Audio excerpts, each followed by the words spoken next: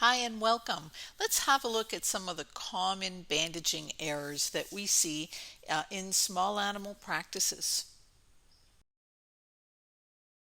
Probably the most common thing that we see is swollen digits. Often this is because the bandage was not applied distally enough, and we have more than just the third and fourth digits visible through the bandage. It could also be because there's too much tension on the bandage, within the bandage, as well as the clients weren't properly educated, so they didn't know what to look for and did not come back soon enough when there was a problem. So when the digits are this red and angry, a bit of client education is involved in this one as well. I have lots of pictures of swollen toes, and I promise not to share them all with you, but a few more slides to drive the point home. Look at the picture on the left. You can appreciate we've got four toes completely sticking out, not just three and four peeking out. And you can see how swollen the bandage paw is compared to the normal. This was just an overnight bandage, so probably about a 10-hour bandage. And yes, this dog received a stirrup when the bandage was applied. Its purpose, I'm not quite sure of.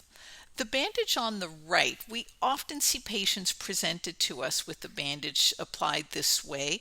Maybe you're just trying to cover a wound, and it would be appropriate, just to cover the wound, not have a lot of tension. But the problem when the foot is left exposed is if you don't get the tension right, then the foot will swell.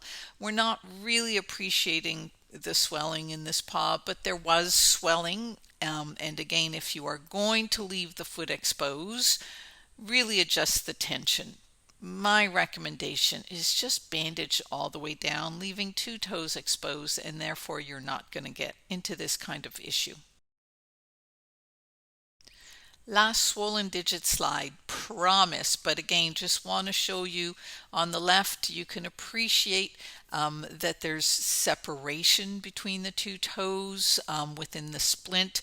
And on the right, again, this bandage, the splint has now been removed, but you can see that the limb is quite swollen. The paw is quite swollen, and thank goodness that the owners were paying attention and brought the dog in so we could readjust and change the bandage in both of these cases. And just an FYI, these were bandages applied in our hospital, so just because we do a lot of these doesn't mean we get them right all the time. All right, so you do need to practice with bandage management. The key is follow up, and you won't get into trouble. This is another error that I see quite commonly at our hospital when patients are referred to us with a bandage. The layers are placed in the wrong order. So you can appreciate we've removed the vet wrap on this bandage, and we see that we've got cast padding, and below the cast padding we have the cling. So they've applied the cling first, then the cast padding. So my question is, what's the bandage really supposed to be doing? Is it offering support? Is it trying to decrease swelling? With the layers in this order, it won't be doing any of that. Also, you've got to be careful with cling because it can cut the skin. If the tension is uneven, it will bunch. It is really difficult to apply the tension evenly when you put it on in the manner that it was put on here, and that would just make for quite an uncomfortable bandage. And while on the topic of wrong order to the layers, having the splint in an inappropriate position is pretty common.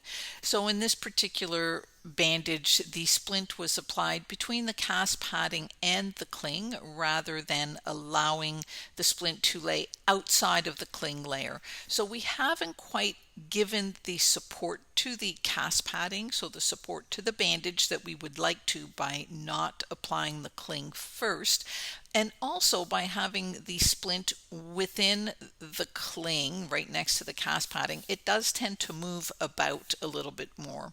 It can also cause the cast padding to bunch up and cause some skin irritation. Any bunching against the skin can cause some irritation. So I'd rather see this mistake than the previous slide that I showed you, but still, let's get the cast padding, the cling layer, and then apply the splint.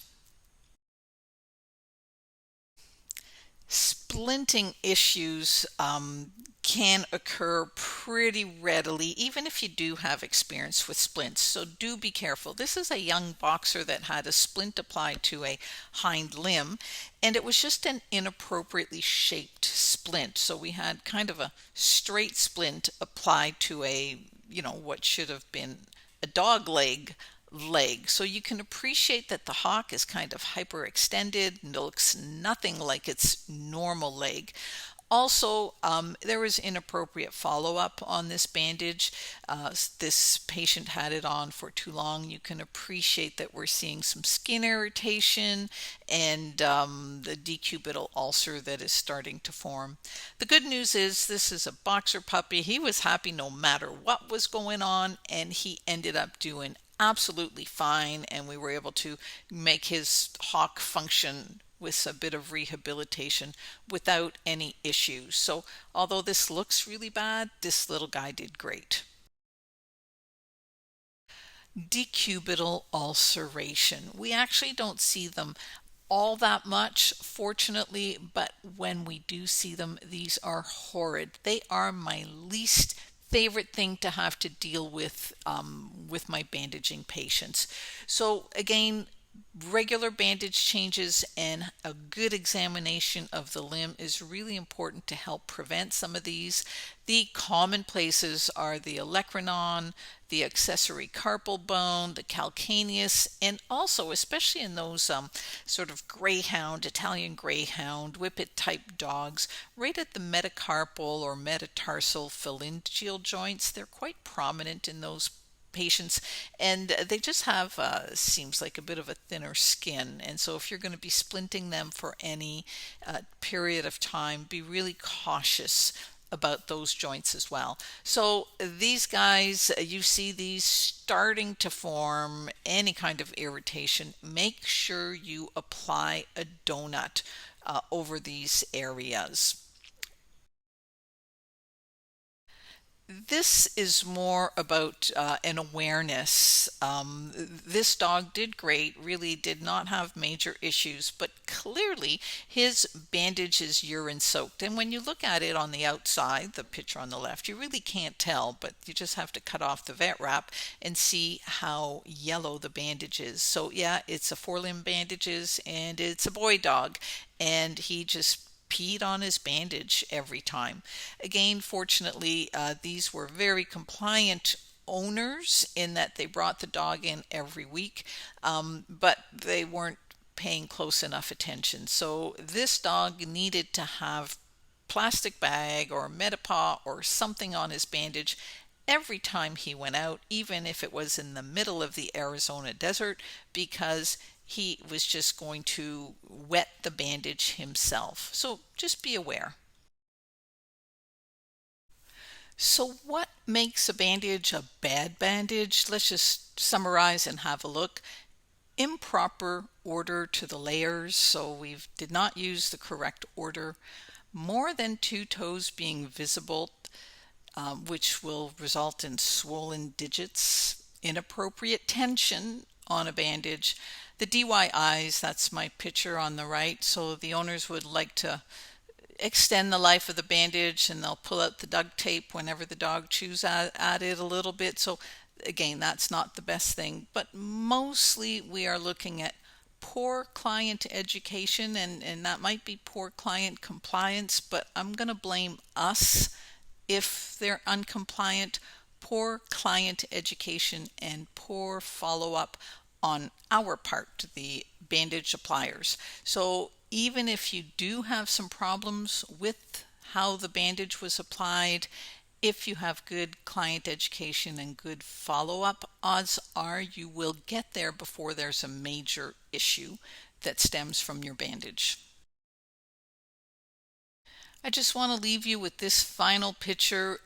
This was a bandage, poor client education, poor follow-up, poor bandaging, and we ended up having to amputate this dog's leg. So a bad bandage can actually be a very dangerous bandage. Please do not allow any of your patients to get to this point.